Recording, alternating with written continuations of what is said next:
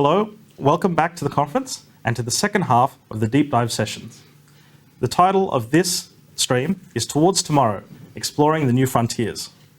My name's Andrew Buchel and I'm the Standards Manager at NABERS, and I'm also moderating this session. Joining me today are three of my colleagues. We have Suruchi Pathak, who's the Expansion Lead, Katie Eyles, who's the Design Manager, and unfortunately, Ivana Brown, who's the Sector Lead, couldn't attend today, so instead we have my other colleague, Supra. So we've got three presentations to go through, and at the end of it, we have about 15 minutes to answer any questions that you might have. So please submit any questions on your screen. Before we get into it, we do have a poll that we're running, which is asking what type of ratings does your customers, what type of ratings are your customers most interested in? We'll get back to the poll and give you the results after the presentations. And now, without further delay, I'll hand you over to Suruchi to talk about the exciting new sectors NABERS is moving into. Thank you so much, Andy. Good afternoon, everyone. Hope you've had a good lunch and got some sunshine outside. I will be today talking about the work we're doing in expansion. So we are developing new tools for NABERS in new sectors. So we'll be talking about also the tool we've been currently working on, which is warehouses and cold stores. I'll also touch on how do we actually do all of that. So what is the process we follow to develop these exciting new sectors? And we'll also talk after that some of the exciting opportunities ahead for you as an assessor. Now, back in 2019, NABERS created a strategic plan. It was a 5-year strategic plan. And the larger vision for that strategic plan was to make all buildings healthy and comfortable and still have net zero environmental impact. Now, a vision is a vision only put to action, otherwise it's a dream. So to create that vision into action, we created a goal so that every major building type can be rated by NABERS. And we folded up our sleeves to move into developing new sectors. To enable that, we conducted an intensive sector analysis study and started dissecting every sector through the lens of environmental impact. For example, how much footprint of environmental impact does each sector has? And then looking at technical feasibility through NABERS tools. So how appropriate a NABERS tool would be in that particular sector. And also the market potential or the market demand for NABERS in that sector. So looking through the lens through these three particular ways, we then shortlisted few sectors to move into. Now, we know NABERS had these sectors already when we started this expansion program, specifically office sector where NABERS has made huge impact. I would say NABERS has done wonders in office sector. And then we added more sectors, data centers, hotels, shopping centers, apartment buildings, and as well as public hospitals. But last year, we, through this expansion plan, developed 2 new sectors, residential aged care and retirement living. So these are our newest sectors which are added to our suite of tools. They are available for you to rate now, and the sector is building the momentum now. And I would say if you haven't yet trained in these 2 sectors, there is a beautiful online course which you can enroll into to get this accreditation under your belt.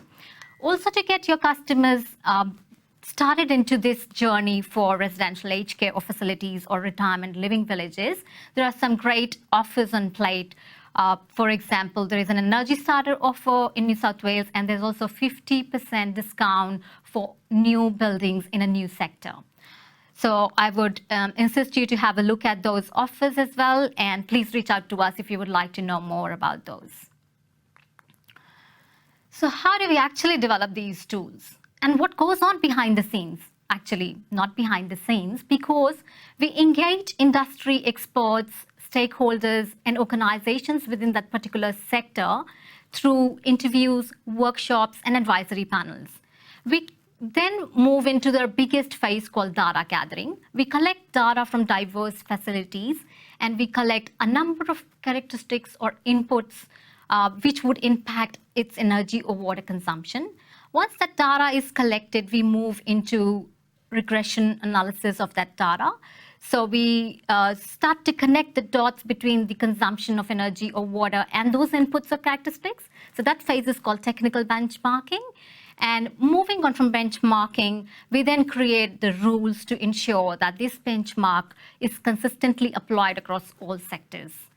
And back to that, we also conduct pilot ratings. Now, our pilot ratings pick about 15 to 17 sites out of each sector, and then we undertake those ratings with the created benchmark and feedback our learnings back into rules and technical benchmarking. While I speak, warehouses and cold stores are undertaking pilot ratings at the moment. We are undertaking 17 pilot ratings for warehouses and cold stores, and I would like to thank two organizations who have been a part of this program. So you can say this part of the process, which is in dotted, is this process, I would say, is completed for our newest tool, warehouses and cold stores. And we'll be moving into a very exciting phase, which is the assessor training. So I would say, watch out for that. There'll be a assessor training available towards end of July for the warehouses and cold stores tool. And if you're interested, even reach out to us through NABERS mailbox, and we'll keep you in loop once the training is released. Now, parallel to that, we also develop online platform. Our online platform is called NABERS Perform. This is a platform in lieu of NABERS Rate. And most of you would already know about the NABERS Perform platform because our shopping centers tool is already on platform. But my colleague Katie will be talking a bit more in detail about the state-of-the-art platform we have to make your life easier. And finally, we then launch the rating tool. And having said that, I'm very excited to reveal that we'll be launching very soon for warehouses and cold stores towards end of August. We'll be launching a tool which will be tackling warehouses, which will be unconditioned or temperature controlled warehouses, and also cold stores, or a combination of both. I'll give you a bit of a peek through this particular tool if you're tuned into this session today, but obviously training would be a right way to go ahead if you would like to know more about the tool. Now, this sector is very interesting and is going to be a sector with huge impact where NABERS tool could actually make huge impact. The data is extracted from commercial building baseline study, the very recent update in 2022.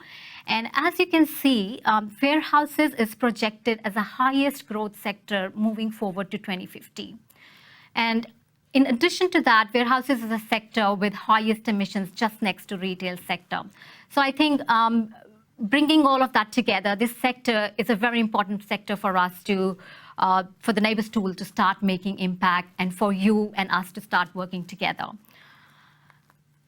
A little bit of peek into the tool. I wouldn't be going into too much detail. As I said, the tool would be tackling all general warehouses, covering logistics and distribution center, and then cold stores, and obviously a combination of those as well. Now, it's a very smart benchmark. I would say we've created a benchmark which could tackle 3 settings of warehouses and cold stores as well. So the first one is a very obvious one where there's a single tenant and occupies a single building. And the second one is also, I would say, quite common, where there's one tenant and there's number of buildings on our premises. So you could rate that tenancy with multiple buildings as well.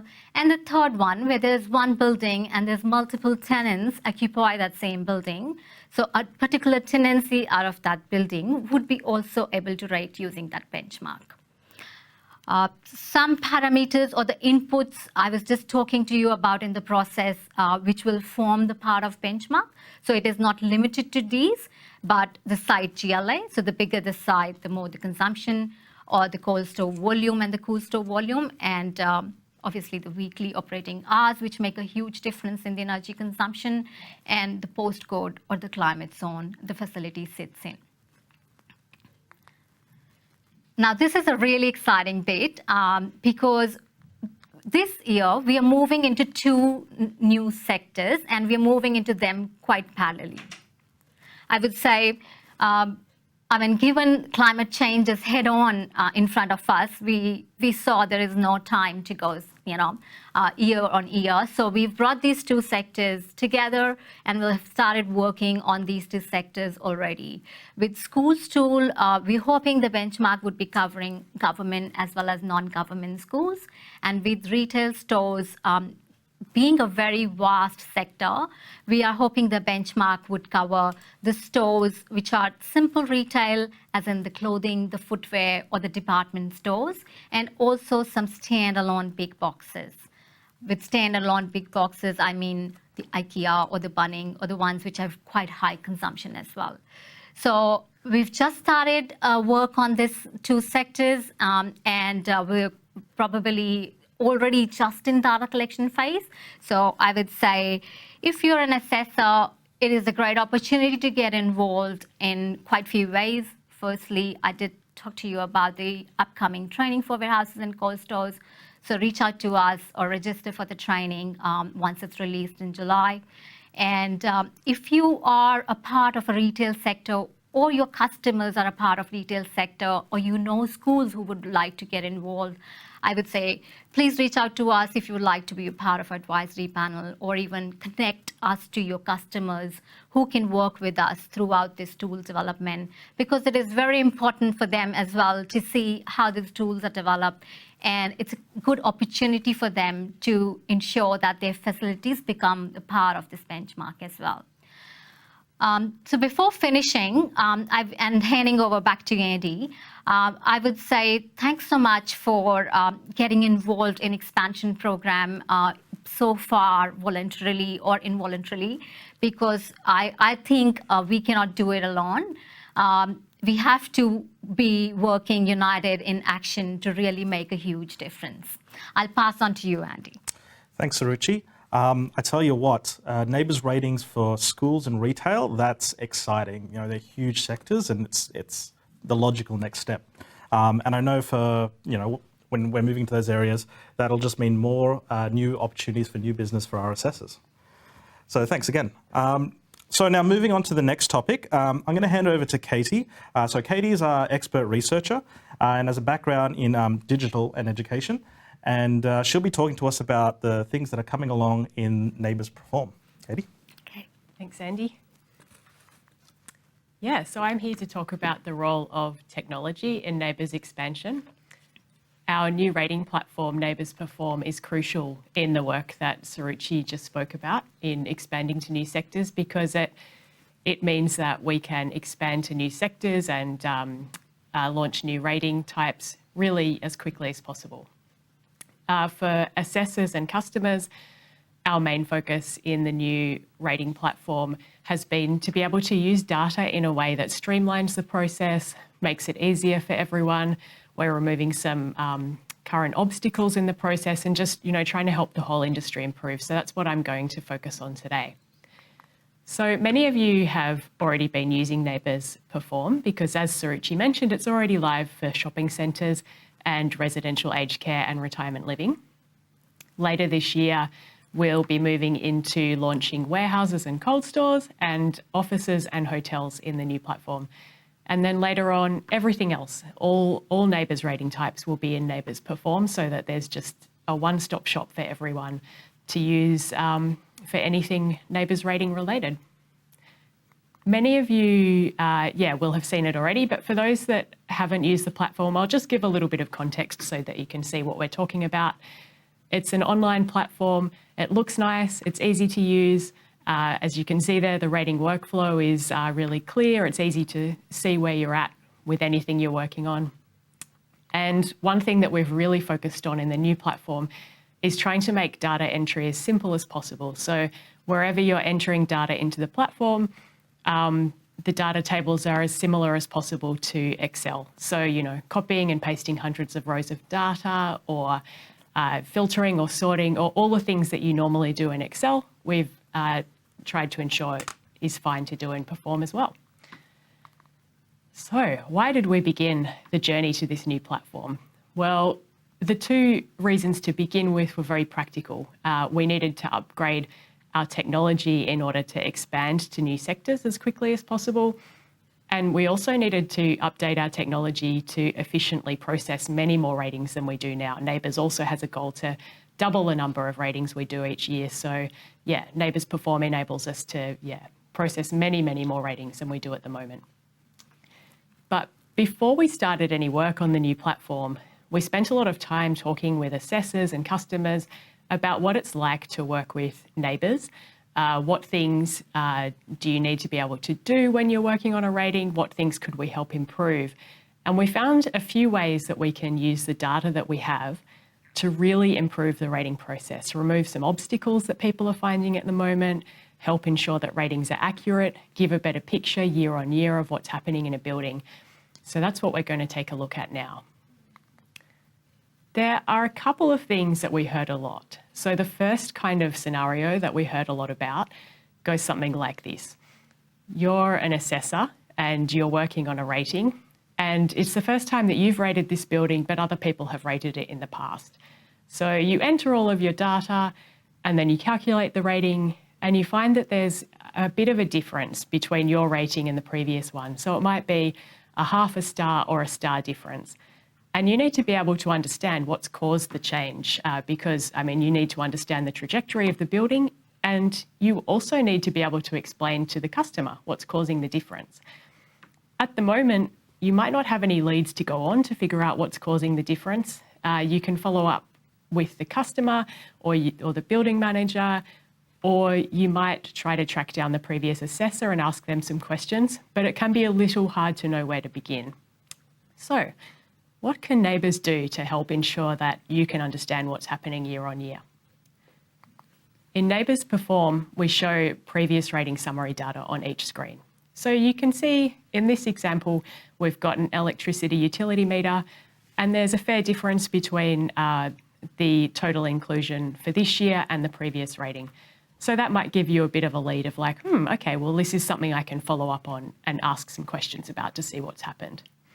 In this example, we've got the parking spaces in a shopping centre rating, and the parking spaces have stayed the same year on year. So you can be pretty sure, okay, well, yeah, I'm probably got the same data as the last person. This isn't something that I need to focus so much on. And in this example, you can see the summary data after you've calculated the rating. And you can see that we've just kind of put a little highlight indicator on the fact that the electricity consumption, the total inclusion of electricity, is the one thing that's changed since the previous rating. So you can kind of cross-check and go, oh, okay, that's what I need to look into. So yeah, another thing that we heard a lot from people is this kind of a scenario. You're an assessor and you're rating a building, and you've rated it the last year, and you actually have rated it for a few years in a row. But even though you've rated it for a few years in a row, you're still at the moment going back into the NABERS rating platform and putting in the data from scratch. So let's say, for example, it's a shopping centre. You might have, a few utility meters for electricity. You might have 60 or 70 non-utility exclusions. And yeah, you're having to go and put back in that information year on year. And, there's a few reasons why we don't want people to have to do that. Obviously, it's a little bit of a waste of time. But more importantly, having to do manual data entry is the kind of thing that causes errors to occur. So it might be transcription errors, or it might be, simple typos, or maybe even errors caused by the sheer boredom of having to input data manually when it shouldn't really be necessary. So that's the last thing that we want to encourage in our platform. So what can NABERS do to help out in this scenario? In NABERS Perform, when you're working on a rating, you'll get the opportunity to pre-fill from the previous rating. You can decide to pre-fill or not, and even if you do pre-fill, you can still edit what was pre-filled. It's not set in stone. But it just means that all of that basic setup, like all of your electricity meters, what your gas accounts are, all of that basic kind of stuff that doesn't change much from year to year, you can fill in the basic setup. So here, for example, you can see the basic setup of an electricity meter. This is the sort of thing that would be put in there so that you don't need to do it again. All you need to do is go back and copy in the consumption for this year. So yeah, those are a couple of examples of the way that we're now going to be using the data that we already have to ensure that it's easier to understand what's going on year to year in a building, and also try and reduce the amount of errors that might come through, help the whole industry improve and make ratings more correct. So importantly, this functionality is available to every assessor in Perform. We've made it available to every assessor, regardless of whether you did the last rating, because we really want to maximise the potential positive impact of making this change. But of course, we're concerned about protecting our users. So the kind of information that is shared is things like summary data and the information that's unlikely to change from year to year. So yeah, I just want to finish by saying a huge thank you to all of the assessors who've spent a lot of time with us over the last couple of years, testing our prototypes, giving us feedback, sharing ideas, helping us really understand what we need to build. We absolutely couldn't have done it without you. And we'd really like anyone else who'd like to, be involved in that process and help us keep on improving the platform and keep on making it better for you to do ratings. Please reach out to us at the NABERS inbox, and someone will pass your details on to my team, and we'll be in touch with you to, hear what you have to say. So yeah, thanks very much, and looking forward to hearing from you. Awesome. Over to you, Andy. Thanks, Katie. I tell you what, pre-filling data, highlighting what's changed, that's actually amazing. I remember talking with an assessor a couple of years ago who said, copying and pasting data was like the best feature ever introduced. And look, now I know this is really the start of a lot of really great improvements. So thanks so much. Alrighty, so on to our final presentation on embodied emissions. And as I said, I mentioned Ivana Brown was supposed to give this, but unfortunately she's not here today. So instead I'll hand over to my colleague Supra. So Supra previously worked in sector expansion and was the previous embodied emissions lead. So he's best placed to talk about it. And before I hand it over, just want to remind people that you can submit your questions by clicking the blue hand at the top of your screen. Anyway, over to you, Supra. Awesome. Thanks so much, Andy. Good afternoon, and great to see so many of you dialing in today. As Andy mentioned, and it might be a bit hard to say, but I am obviously not Ivana, and I'm filling in for her as she couldn't be today.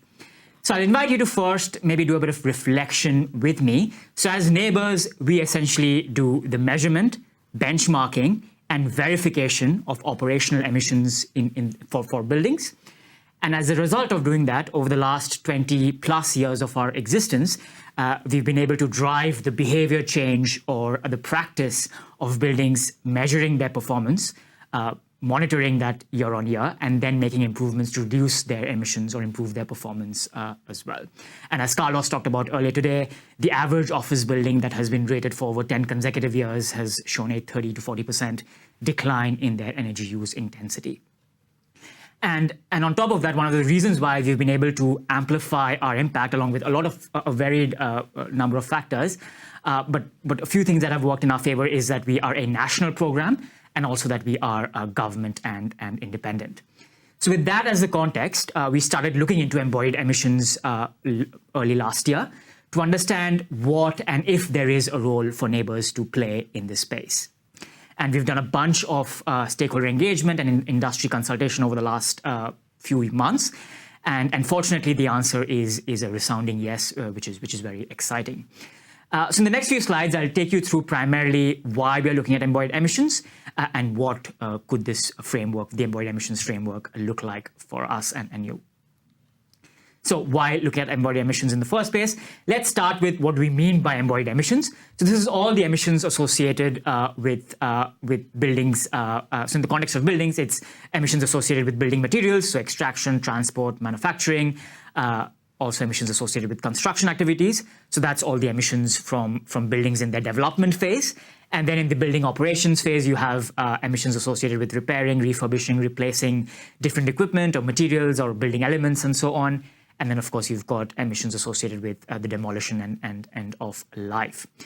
What we've learned as part of our market research is that around 70 to 80% of the embodied emissions can come from that initial stage of the building life cycle, so primarily from materials and construction. This is also often referred to as stage A in the building life cycle. So this is where we can get the biggest bang for buck and focus our attention on addressing this particular piece. Embodied emissions is also getting increasingly important. As we stand today, it accounts for around 15 to 20% of the total emissions of the building life cycle. The rest is from operational emissions. And then moving ahead, as the grid decarbonizes, as there is a lot of reductions through energy efficiency in operational emissions, that's where it almost flips by 2050, where around 85% of the building life cycle emissions will come from embodied emissions. So of course, this means that we need to look at it now and look at it as soon as we can and address that. As part of our market research, so the research that I talked about earlier and a lot of industry consultation, what we've also learned is that there is no clear solution that exists. On the slide that you see is some of the key challenges that we've learned and uncovered as part of our engagement, and also feel like we are in a position to address this. So number one is that there are many different methods when it comes to measuring embodied emissions. So this is in terms of where we draw the boundaries or what calculation methodology we use. There is a top-down approach, which is referred to as the input-output method. There's a bottom-up approach, which is often referred to as process lifecycle assessment. There's a hybrid method, which is a combination of both process and input-output. And then on top of that, there are also different emission data sources for the different materials. So this is quite a complex, and there are different ways to cut and slice this wonderful piece of cake. And then leading on from that, or rather as a result of that, what we found is that the industry is quite fragmented in the sense that those who are measuring or benchmarking some form of embodied emissions, they all have a different way to do it. And there's no one standard source of data, one standard source of tools, the benchmarks, or even universal standards that are adopted nationally or even internationally. And finally, one of the other key challenges that we've now understood is that as NABERS, we will need to drive a lot of these decisions. So, what boundaries do we consider, what calculation methodology do we use, what databases do we use, and so on. So that's also another challenge that we need to address. So as you can see from all of these challenges, as NABERS, we can essentially play a role in addressing some of these challenges by putting together a framework that can measure, benchmark, verify embodied emissions. So what does this framework look like? Starting with some of the objectives of the program or of the framework. And number one is support behavior change to urgently reduce embodied emissions, including design and construction of buildings.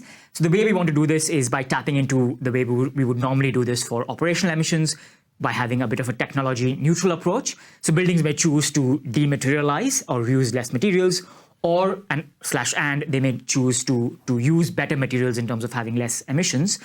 We will not get into that. For us, it's really about understanding what your total embodied emissions are and then benchmarking that. Also focus primarily on measurement, verification, benchmarking, and disclosure, which is exactly what we do for operational emissions. And also then focus on big wins first to be impactful as soon as we can, and also build on what already exists. So not let perfection get in the way of progress, and also ensure that we partner and build on what's already out there. Case in point, we are working very closely and partnering with the GBCA to ensure that whatever we come up with can seamlessly tie into the work that they do on embodied emissions. Also working very closely with MECLA, so that's the Materials, Embodied Carbon and Leadership Alliance, to again tap into the information that comes out of there to use that in our decision-making process. These are some of the market needs. So this is essentially the design principles that we've come up with, again, based on wide stakeholder engagement. So it's the framework needs to be trusted, consistent, meaningful, streamlined, collaboration, and impactful. I wouldn't get into too much detail on this today. Now, early thoughts on branding / boundaries, that's what it's supposed to say there, in terms of what we are thinking of and what we're considering. Number one, up to the point, so considering the emissions up to the point the building is constructed.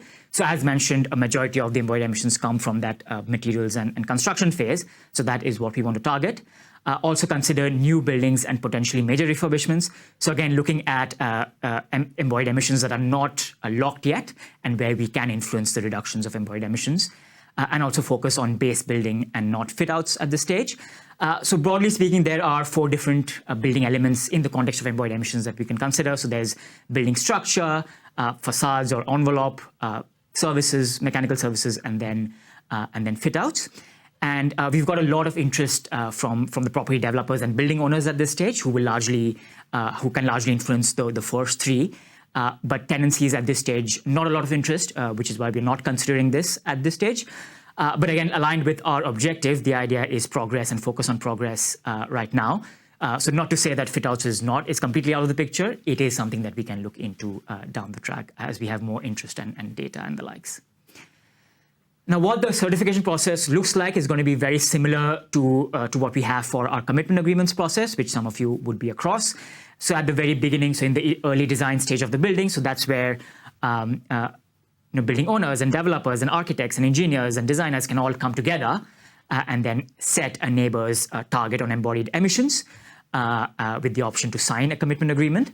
And then once the detailed design is complete or near completion, that's when there could be an independent design review, so an external expertise person coming in, reviewing the design, and then basically getting their stamp of approval to say, yeah, this design is on track to meet your embodied emissions target.